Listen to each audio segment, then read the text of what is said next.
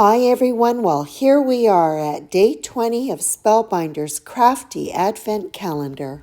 Today's reveal is a beautiful 3-piece layering stencil set. And I love stenciling for quick and easy cards. I'm going to start off with the stencil with the leaves, and I'm stenciling on a very soft pink cardstock. I've already trimmed my panel down to the size I want it, 4 inches by 5 1/4 inches.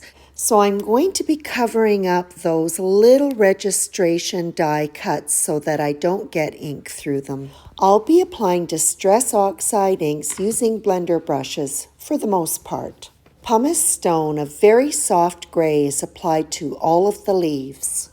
To add in some depth, I'll be using black soot and applying it at the base of the leaf while trying to with a dauber.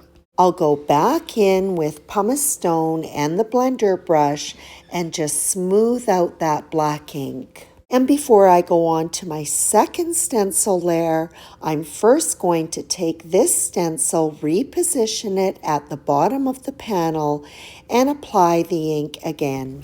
So I thought I was being careful, but I got a little bit of ink off the edge of the stencil. So I'm using a sand eraser to remove that. I'm not using the registration marks, but these stencils are very easy to line up. Here we go with stencil 2, and I cover up those registration marks at the top, and this time I'm using a big piece of Post-it note tape to make sure I don't get any ink where it's not supposed to go. For stencil 2, I'll be applying a dark gray called Hickory Smoke.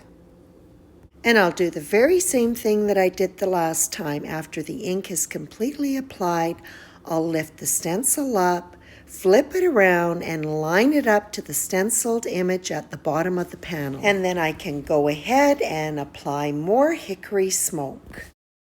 Stencil 3 is a pretty berry detail.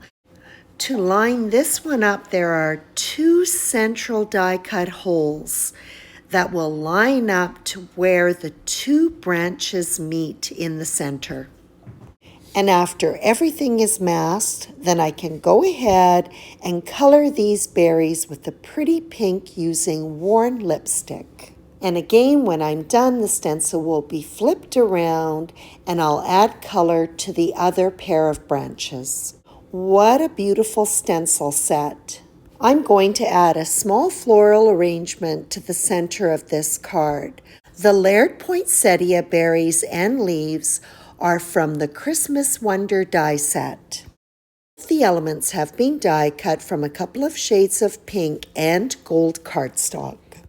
After the poinsettia has been assembled, I'll start off by adhering the 2 holly leaves to the card.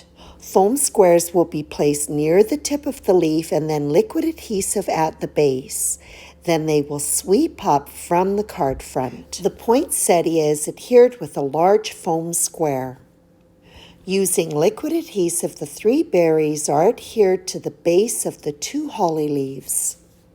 Next, I'll tack together the 2 smaller holly leaves, and then they will be slipped in on the other side of the poinsettia. The pretty scripty joy has been die cut from gold cardstock and is found in the Stocking Full of Joy die set. And that is just slipped into the bottom right-hand corner to round off the arrangement. The panel is adhered to gold foil cardstock measuring 4 1/8 by 5 3/8 inches.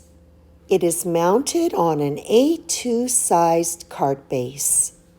I found these beautiful matte gold half pearls in my stash, and those will be used to embellish all of those pretty branches.